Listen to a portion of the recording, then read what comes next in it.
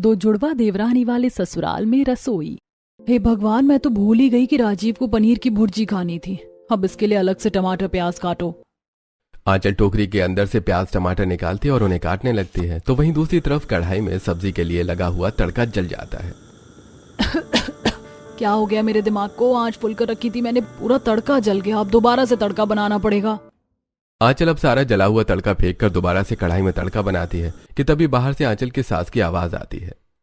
अरे बहू, मेरी चाय नहीं बनी क्या अभी तक? जल्दी से ले आ। ला रही हूँ माँ जी। अब ये छलनी कहाँ रख दी मैंने? अभी तो यहीं पर थी। चाय छानने के लिए आंचल छलनी ढूंढ रही होती है कि तभी रसोई में आंचल का बेटा निखिल आता है। मम्मी मम्मी, मैं टाई बांधो ना, बन नहीं रही है। स्कूल बस भी आने वाली है। बेटा, कितनी बार सिखाया तुम्हें टाई बांधना? इधर आओ, ये देखो, ये ऐसे बनती है टाई। आंचल जल्दी से निखिल की टाई बांधती है और सारा चाय नाश्ता बनाकर बाहर डाइनिंग टेबल पर ले आती है। अरे भाभी, इसमें तो मेरी सैंडविच है ही नहीं। मैंने कहा था ना कि आज आप मेरे लिए सैंडविच बनाना, मैं वही कॉलेज भी ले जाने वाली थी। सैंडविच की स्टफिंग तैयार है, बस ग्रिल करने बाकी रह गए। मैं अभी लेकर आती हूँ। आंचल अब जल्दी से किचन में आती है और सैंडविच बनाने लगती है। तभी आंचल के कमरे से उसे अपने 6 महीने की बेटी के रोने की आवाज आती है। अब जल्दी से आंचल भागी भागी कमरे में जाती है और अपनी बेटी को गोद में उठाकर, अल्ले अल्ले अल्ले, क्या हुआ मेरी बिटिया रानी को? क्यों रो रही है वो? ऐसे नहीं रोते। क्या हुआ, भूख लगी है? अभी मम्मी आपको दूध पिलाएगी। आंचल अपनी बेटी को दूध पिलाकर शांत करती है। सुबह सुबह की इस भाग दौड़ के चक्कर में आंचल ने एक घूंट चाय भी नहीं पी होती है। सभी को स्कूल कॉलेज ऑफिस भेजने के बाद अब आंचल सुकून से 2 पल बैठती है, तो वहीं संगीता आंचल के लिए चाय लेकर आती है, जिसे देखकर, अरे माँ जी, आप क्यों ले आई ये?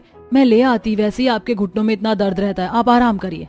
वो तो है बहू, लेकिन इसका मतलब ये तो नहीं कि मैं तुझे एक कप चाय भी नहीं दे सकती। सुबह 5 बजे की उठी है और 9 बज गए, लगातार लगी हुई है। तो अब आराम से बैठकर नाश्ता कर ले। मुन्नी को मैं संभाल लेती हूँ।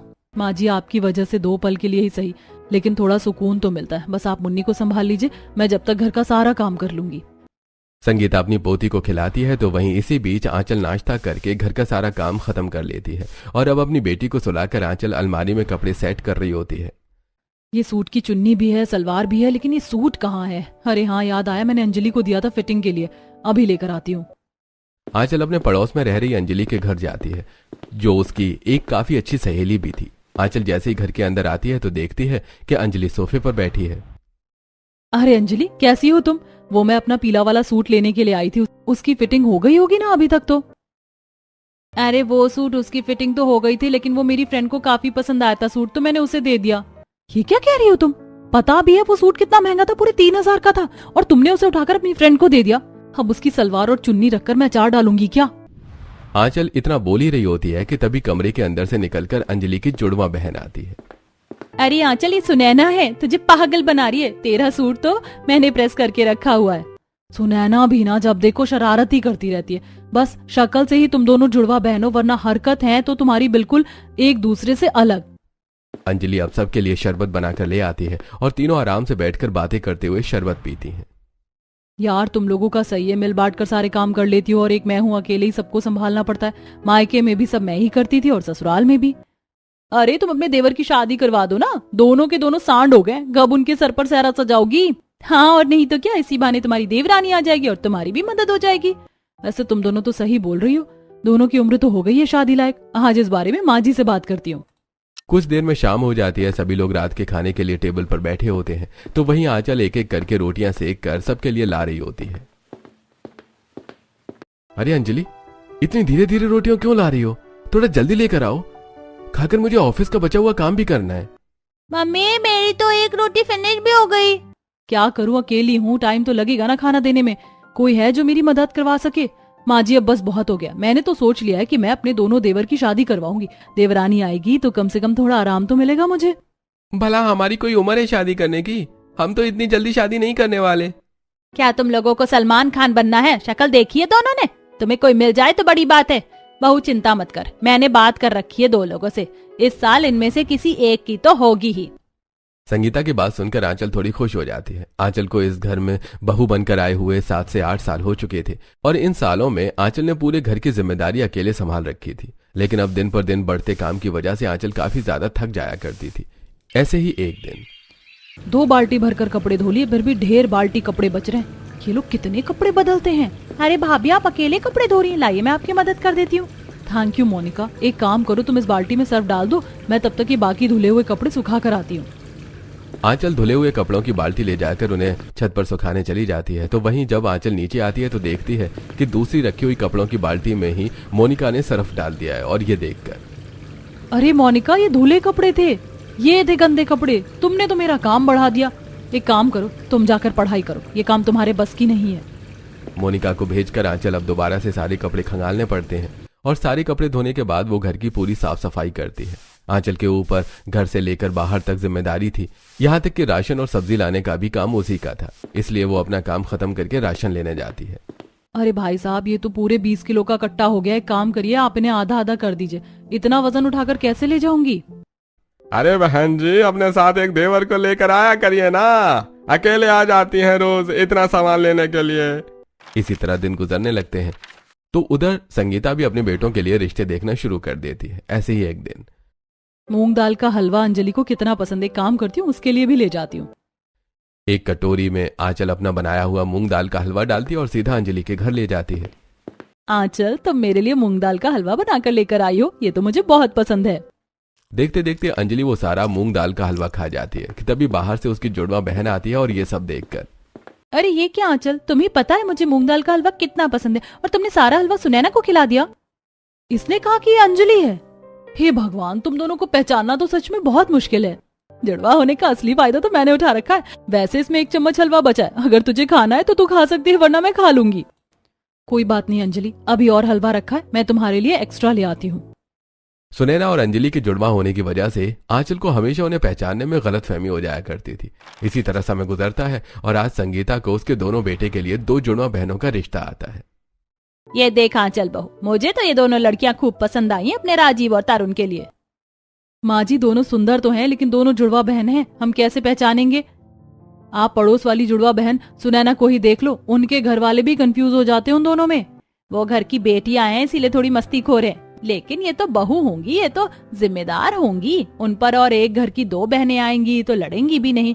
जिस तरह तूने सुख शांति से परिवार संभाला, ठीक उसी तरह से वो भी संभाल लेंगी।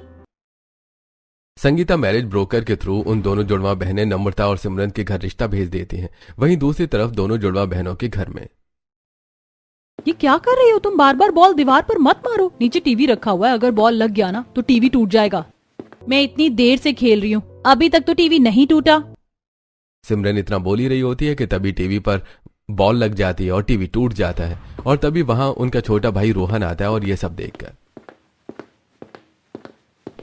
दीदी ये क्या किया आपने टीवी तोड़ दिया। मैं अभी जाकर मम्मी को बताता हूँ। जल्दी से रोहन अपनी माँ शीतल के पास जाता है और सारी बातें सुनकर शीतल गुस्से से तिल मिलाते हुए हॉल में आती है और टूटा टीवी देखकर, अरे कमबख्तो, ये क्या कर दिया? किसने तोड़ा ये टीवी? मैंने सिमरन को समझाया था कि बॉल से बार बार दीवार पर ना मारे, ना खेले, लेकिन उसने सुनी नहीं मेरी। झूठ कह रही है, ये टीवी मैंने नहीं बल्कि नम्रता ने तोड़ा है। रोहन ने खुद देखा था इसे टीवी तोड़ते हुए। देखा तो सही था, लेकिन नम्रता दीदी थी या सिमरन दीदी थी ये नहीं पता लगा मुझे। तो मेरी नाक के नीचे छोटा सा तिल भी तो है, नहीं है? मैं नम्रता हूँ और ये सिमरन है। तो अब तुम क्या चाहती हो, मैं तुम्हारी नाक उठाकर देखूं उस तिल को? बढ़ती उम्र के साथ वो तिल गायब हो जाएगा। सच में इन दोनों जुड़वा बेटियों ने नाक में दम करके रख दिया। अरे अगले हफ्ते तुम दोनों को देखने के लिए लड़के वाले आ रहे हैं। उन्हें पता चल गया कि तुम दोनों ऐसी हो तो इस जन्म में तो तुम्हारा घर बस गया। बचपन से ये दोनों बहनें अक्सर अपनी गलतियों का इल्जाम एक दूसरे पर डाल दिया करती थी, जिससे अक्सर इन दोनों के बीच में लड़ाइयां होती रहती थी। ऐसे कुछ दिन गुजरते हैं और आज इन दोनों बहनों को देखने के लिए संगीता अपने परिवार के साथ आने वाली होती है। आज के दिन भी तुम दोनों ने बिल्कुल एक से कपड़े पहनने थे। खैर छोड़ो, उन लोगों के सामने कोई हरकत मत कर देना, वरना रिश्ता होने से पहले ही टूट जाएगा। अब शीतल दोनों बेटियों को रसोई में ले जाती है तो वहीं थोड़ी देर में संगीता अपने परिवार वालों के साथ आती है। जाओ, ये चाय की ट्रे और नमकीन वगैरह बाहर लेकर चले जाओ और अच्छे से चलना, कमर मटकाना शुरू मत कर देना उधर। माँ, सबसे पहले मैं जाऊंगी क्योंकि मैं बड़ी हूँ, ये मेरे पीछे पीछे आएगी। अरे 2 मिनट का भी बड़ा कोई बड़ा होता है क्या? सबसे पहले तो मैं ही जाऊंगी। तुम दोनों को इसमें भी लड़ना शुरू हो गया? दोनों एक साथ नहीं जा सकती क्या? दोनों बहनें एक दूसरे से मुंह बनाकर अब जैसे ही साथ में चाय नमकीन लेकर बाहर आती हैं तो संगीता का पूरा परिवार उन्हें देखकर हैरान हो जाता है। बहन जी, हमें पता है कि अपनी दोनों बेटियां जुड़वा हैं, लेकिन ये तो बिल्कुल हूबहू एक जैसी दिखती हैं, कपड़े भी एक जैसे। अब क्या ही करें, ये तो बस भगवान की कृपा है। कभी कभी तो हमें नहीं पता चलता कि सिमरन कौन है, नम्रता कौन है। तुम दोनों को देखकर तो मुझे हमारे मोहल्ले की वो जुड़वा बहनें याद आ गई, वो भी बिल्कुल तुम दोनों की तरह ही हैं। और अब दोनों परिवार बैठकर आपस में बात करते हैं और अब सभी को रिश्ता मंजूर होता है। इसी तरह दिन गुजरते हैं और दोनों जुड़वा बहनों की शादी राजीव और तरुण से हो जाती है और अब आंचल की दोनों जुड़वा देवरानियां ससुराल आ जाती हैं। अरे मोरी मैया, ये दोनों तो बिल्कुल एक जैसी हैं। हमारे मोहल्ले में तो एक ही जुड़वा बहनें थी, अब 2 जुड़वा बहनों का जोड़ा आ गया। मोहल्ले वाले भी उन्हें देखकर काफी हैरान होते हैं। इसी तरह वक्त गुजरता है और आज इन दोनों जुड़वा बहनों की उनके ससुराल में पहली रसोई की रस्म होती है। पता है, मैं कब से इस दिन का इंतजार कर रही थी कि जब मेरी देवरानियां रसोई में खाना बनाए। वैसे तुम दोनों को खाना बनाना तो आता है ना? हाँ, ये तो अच्छा है, लेकिन जरूरत हो तो मुझे आवाज दे देना, मैं तब तक मुन्नी को दूध पिला देती हूँ। और हाँ, आज तुम्हारी पहली रसोई का खाना खाने के लिए कुछ मेहमान भी आ रहे हैं, तो कोशिश करना कि सारा खाना अच्छा बने। अपनी दोनों देवरानियों को रसोई के बारे में सब समझाकर आंचल अब बाहर आ जाती है तो वहीं दोनों जुड़वा बहनें एक दूसरे को देखकर, एक काम कर, तू सब्जी काट ले और आटा गूंथ ले, तब तक खीर के लिए दूध उबाल लेती हूँ मैं। अच्छा जी, मतलब मैं सब्जी काटूं और आटा भी गूंथूं और तू बस खड़े खड़े दूध देखती रहे। चुपचाप से तू सब्जी काट, आटा मैं गूंथ लेती हूँ। ये अब हमारा मायका नहीं है, ससुराल है, कम से कम यहाँ पर तो मेरी बात मान ले। ये तो ससुराल है, अगर मैं तेरे साथ नर्क में भी पहुँच गई ना तो वहाँ पर भी घंटा तेरी कुछ सुनूंगी। एक दूसरे से काफी देर बहस करने के बाद अब दोनों जुड़वा बहनें काम करने लगती हैं। एक तरफ नम्रता दूध गर्म कर रही होती है तो दूसरी तरफ सिमरन सब्जी काटकर तड़का लगा देती है। तभी नम्रता देखती है कि पतीले में उबल रहा दूध अचानक से फट गया है। हे भगवान, ये दूध कैसे फट गया? पूरे 2 किलो दूध था, अब क्या करूं मैं?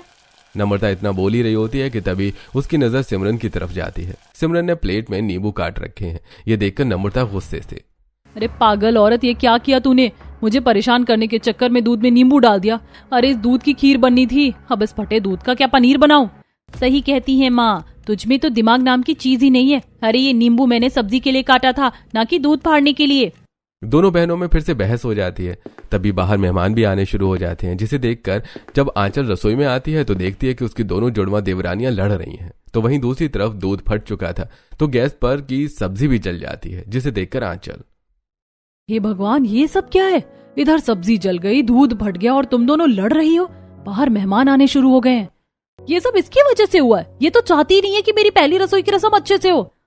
जैसे मेरी तो पहली रसोई की रस्म है ही नहीं, एक तू ही है शादी करके आई है घर में। बस करो, तुम दोनों सगी बहन ही हो ना, कैसे लड़ रही हो? अपने दोनों देवरानियों को डांट कर चुप करवाती है और अब खुद ही खाना बनाने लगती है, जल्दी से सारा खाना बनाकर। अब बस इस सब्जी में थोड़ा सा ऊपर से नमक डाल दो, इससे तुम्हारा हाथ लग जाएगा। अगर मेहमान नहीं आए होते ना तो फिर मैं तुम्हें बताती। अब दोनों जुड़वा बहन सब्जी में नमक डालकर सभी खाने के बर्तनों को हाथ लगा देती हैं। थोड़ी देर बाद जब सभी लोग खाना खाते हैं तो, कुछ भी बोलो संगीता बहन, तुम्हारी ये दोनों जुड़वा बहुएं तो खाना बढ़िया बनाती हैं, बिल्कुल बड़ी बहू के हाथ जैसा स्वाद आ रहा है इसमें। तो आएगा ही ना, क्योंकि मैंने जो बनाया है। खाने के बाद सभी दोनों बहनों को उनकी पहली रसोई का नेक देते हैं। इसी तरह कुछ दिन गुजर जाते हैं। सिमरन हॉल में बैठी होती है, तभी संगीता सिमरन के पास आती है। सिमरन बहू, मैं मोटर चलाकर सोने के लिए जा रही हूँ, 1 घंटे बाद बंद कर देना। आंचल बहू भी किसी काम से बाहर गई है तो भूलना मत। इतना कहकर संगीता अब जाकर सो जाती है और अब तकरीबन 3 घंटे बाद संगीता के फोन पर पड़ोसन आरती का कॉल आता है और जब संगीता फोन उठाती है तो, संगीता कहाँ है? कितनी देर से तेरी मोटर चल रही है? तेरी पूरी छत पानी से भर गई है, बाढ़ लाने का इरादा है क्या मोहल्ले में? क्या इसका मतलब 3 घंटे से मोटर चल रही है? संगीता जल्दी से मोटर का बटन बंद करती है और जब वो छत पर आती है तो देखती है कि पूरी छत पानी से भरी है। ये देखकर संगीता को काफी गुस्सा आता है और अब वो नम्रता को सिमरन समझकर उसे जाकर डांटने लगती है। मैंने कहा था ना कि 1 घंटे में मोटर बंद कर देना, पूरी छत पानी से भर दी। अरे कहाँ ध्यान था तेरा, मोटर फुकवानी थी क्या? माँ जी, आपने मुझे कब कहा मोटर बंद करने के लिए? जरूर सिमरन होगी, वैसे ही वो भुलक्कड़ है। हे भगवान, इन जुड़वाओं के चक्कर में कहीं मैं पागल ना हो जाऊं। ऐसी समय गुजरता है और एक दिन, आज तो मेरी बीवी क्या कमाल लग रही है, मन कर रहा है कसकर एक हक कर लूं। बाहर से आया तरुण कपड़े तय बना रही सिमरन को हक कर लेता है। ये देखकर सिमरन तरुण को एक जोरदार धक्का देती है, जिससे वो सीधा नीचे गिरता है। अरे सिमरन क्या हुआ, इतनी तेज धक्का क्यों मारा? हे भगवान, आप ठीक तो हैं? नम्रता, ये क्या किया तुमने? अपने पति को समझा लो, पीछे से हक कर रहे थे मुझे। धक्का नहीं मारती तो और क्या करती? अच्छा तो तुम नम्रता हो? अरे मुझे लगा सिमरन हो। एक तो तुम दोनों बहनें कपड़े भी तो एक जैसे पहनती हो, अब इसमें मेरी क्या गलती है? बेचारा तरुण लड़खड़ाते हुए उठता है और बाहर चला जाता है। नम्रता और सिमरन के जुड़वापन की वजह से उनके ससुराल वाले भी परेशान होने लगे थे। ऐसे ही एक दिन निखिल को फाफड़ा कितना पसंद है। आज जब वो स्कूल से आकर देखेगा कि फाफड़ा बना है तो कितना खुश हो जाएगा।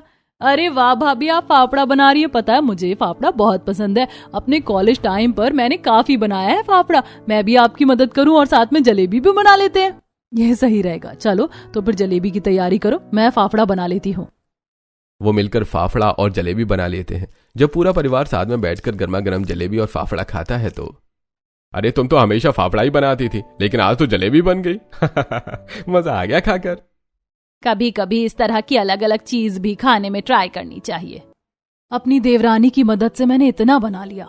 आंचल के बगल में खड़ी उसकी देवरानी नम्रता नहीं बल्कि सिमरन थी। तो वहीं जब नम्रता अपने कमरे से बाहर निकल कर आती है और सभी को सिमरन की तारीफ करता देखती है तो उसे काफी गुस्सा आता है। और जब थोड़ी देर बाद जब आंचल रसोई साफ कर रही होती है तभी नम्रता गुस्से में कहती है, जलेबी बनाने में मैंने आपकी मदद करवाई और तारीफ उस सिमरन की हो गई। मुझे नहीं पता था कि वो तुम हो। मुझे लगा कि सिमरन ने मेरी मदद करी। तुम दोनों बिल्कुल एक जैसी हो। कब कौन आता है क्या कर जाता है पता ही नहीं चलता।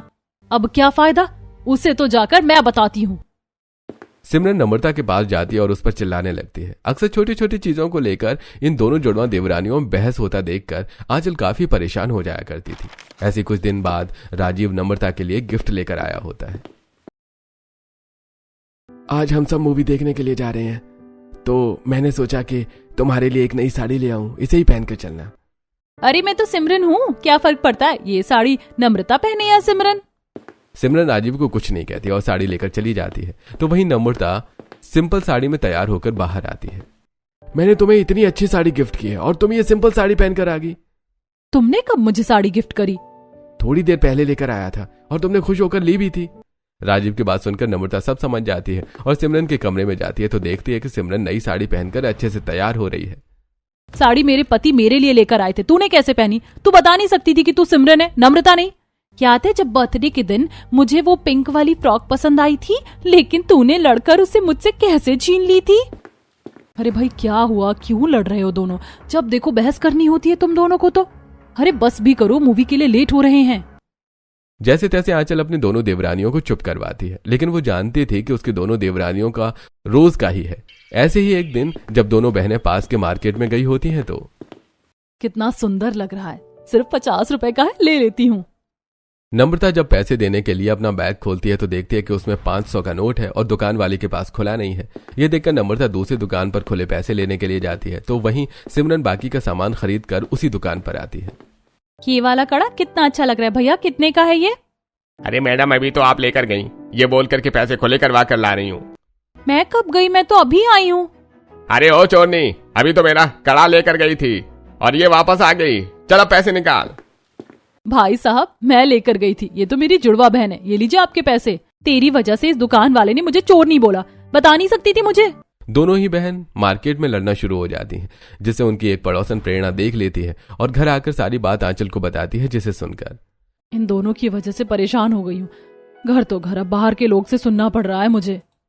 जब ये सारी बात सिमरन और नम्रता को पता चलती है तो नम्रता को प्रेरणा पर काफी गुस्सा आता है और वो अगले दिन सारा कूड़ा प्रेरणा के घर के आगे डाल देती है, जिसे प्रेरणा अपना बालकनी में खड़ी देख लेती है। और अब वो गुस्से में तिलमिलाती हुई आंचल से लड़ने के लिए आती है। तुम्हारी देवरानी ने सारा कचरा मेरे आंगन में डाल दिया, वो मेरा घर है, कोई कूड़ादान नहीं। पर डाला किसने? दोनों की शक्ल भी तो एक जैसी है। इनके तो कपड़े भी एक जैसे हैं। मैं तो कह रही हूँ दोनों को सुनाओ। आंचल अब काफी परेशान हो चुकी थी। जहां उसने सोचा था कि उसकी दोनों देवरानियों के आने के बाद उसका काम हल्का होगा, लेकिन उसका उल्टा ही है। ऐसे ही एक दिन, आज तो संडे है ना, तो क्यों ना हम लोग बाहर से कुछ खाना मंगवाएं? मुझे काफी अच्छा रेस्टोरेंट भी पता है, हम वहां से खाना मंगवाते हैं। संडे का दिन होने की वजह से नम्रता बाहर से खाना ऑर्डर कर देती है, लेकिन जब वो सब खाना खाने के लिए बैठते हैं तो देखते हैं कि वो खाना खराब है। सारा बासी खाना उठाकर दे दिया है। तुम दोनों में से किसने मंगवाया ये खाना? इसने ही मंगवाया है, मैंने मना किया था उस रेस्टोरेंट से मंगवाने के लिए। मैंने नहीं मंगवाया, इसने मंगवाया है। मम्मी मैं तो कंफ्यूज हो गई हूँ कि किसने मंगवाया है। आंचल भाभी एक काम करो, आप ही कुछ बनाकर ले आओ। आंचल गुस्से में उठती है और किचन में जाकर खाना बनाने लगती है। इन दोनों ने तो सच में जीना हराम कर दिया। मन तो करता है कभी कभी इन दोनों को उठाकर घर से बाहर फेंक दूं। अब ऐसे ही कुछ दिन और गुजर जाते हैं। सुबह का वक्त होता है। ऑफिस जाने की जल्दी में नम्रता को सिमरन समझकर तरुण उसे अपना शर्ट प्रेस करने के लिए बोल देता है, और जब ये बात सिमरन को पता चलती है तो क्यों गुस्सा हो रही हो? मुझे लगा वो तुम हो। मैं कैसे पहचानता कि कौन सिमरन है और कौन नम्रता? इसमें मेरी क्या गलती है? तुम्हारी ही गलती है, मुझसे बात मत करो।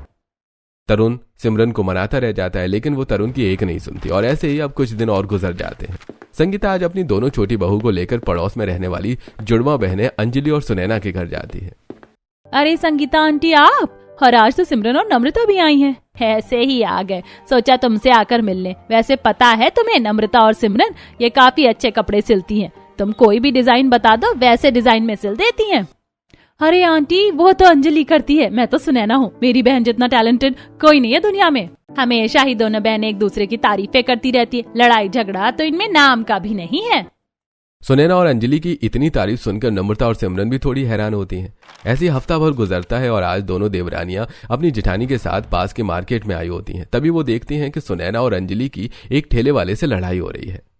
अरे मुझे क्या पता कि आप दोनों जुड़वा बहने हो हैं? मुझे लगा कि ये सामान लेकर चली गई, इसलिए पीछा करते करते आ गया और मैंने गलती से इन्हें पकड़ लिया। खुले करवाने के लिए गई थी, लेकिन तुम्हारी हिम्मत कैसे हुई मेरी बहन को चोर कहने की? चोर तू होगा, तेरा पूरा खानदान होगा। देख रही हो तुम, सिमरन और नम्रता, इन दोनों के बीच में कितना प्यार है। और एक तुम दोनों हो जो उस दिन मार्केट में ही एक दूसरे पर इल्जाम लगाकर लड़ने लगी। अरे बहनों के बीच में लड़ाई होती है, लेकिन वहां नहीं जहां एक दूसरे की जरूरत हो। आंचल की ऐसी बातें सुनकर नम्रता और सिमरन थोड़ी सोच में पड़ जाती हैं। ऐसे ही समय गुजरता है और आज आंचल अपनी जुड़वा पड़ोसन से मिलने जाती है तो देखती है कि उसमें से एक बहन का पैर टूट गया है। ये देखकर आंचल को काफी बुरा लगता है, और जब वो घर आकर ये सारी बात सिमरन नम्रता को बताती है तो मुझे तो काफी बुरा लगा अंजलि के लिए। पता है सुनैना कितना रो रही है, वो तो उसके पास से हिल ही नहीं रही है। नम्रता हमें भी चलकर देखना चाहिए। सिमरन और नम्रता जब उन दोनों जुड़वा बहनों के घर जाती हैं तो देखती हैं कि कैसे सुनैना अपनी बहन का ख्याल रख रही है। अंजलि का पेट टूटा कैसे? स्कूटी बाइक से गिर गई थी क्या? नहीं, बस सीढ़ियों से उतरते वक्त अचानक से पैर फिसल गया और मैं गिर गई। बस हड्डी में थोड़ा क्रैक आया है, कुछ हफ्तों में ठीक हो जाऊंगी मैं। अब दवाई खा ले और थोड़ी देर आराम कर ले, डॉक्टर ने बेड रेस्ट के लिए बोला है। दोनों बहनों के बीच में इतना प्यार देखकर सिमरन और नम्रता को काफी अच्छा लगता है। तो वहीं ऐसे ही शाम हो जाती है। सिमरन गरम तेल की कढ़ाई किचन प्लेटफॉर्म पर रख रही सब्जी काट रही होती है कि तभी नम्रता गलती से आकर उस कढ़ाई को छू लेती है, जिससे उसकी उंगलियां जल जाती हैं। पूछ तो लेती कि कढ़ाई में तेल है तो कढ़ाई ठंडी है गर्म है। जला ली ना उंगलियां, यहीं रुक, मैं आलू घिस कर लाती हूँ। सिमरन आलू लाती है और नम्रता की उंगली पर लगाने लगती है। जलन हो रही है ना, एक काम कर, तू जाकर आराम कर ले, सारा खाना मैं बना लूंगी। नम्रता को कमरे में भेजकर सिमरन अब सारा खाना खुद अकेले ही बना लेती है। तो वहीं जब एक दो दिन में नम्रता का हाथ ठीक हो जाता है तो आज दोनों बहनें मिलकर साथ में ढेर सारे पकवान बनाती हैं। आज का खाना तो काफी लजीज बना है, मजा आ गया खाकर। अरे मुझे तो सबसे बढ़िया ये कचौड़ी लगी। कचौरी तो नम्रता ने बनाई है, वो बहुत अच्छी कचौरी बनाती है, उसे 7 से 8 तरह की कचौरी बनाने आती है। और ये जो मलाई कोफ्ता है ना, ये सिमरन ने बनाया। पनीर की सब्जी तो ये शेफ से भी बेहतर बना लेती है। ये क्या देख रही हूँ मैं, जहाँ कल तक ये दोनों एक दूसरे के काम का क्रेडिट छीनने में लगी रहती थी, और आज एक दूसरे की तारीफ कर रही हैं। हैरान तो मैं भी हो रही हूँ, पता नहीं ये कौन सा अजूबा हुआ है, लेकिन अच्छा है ना, कम से कम अब दोनों की किचकिच तो नहीं सुननी पड़ेगी।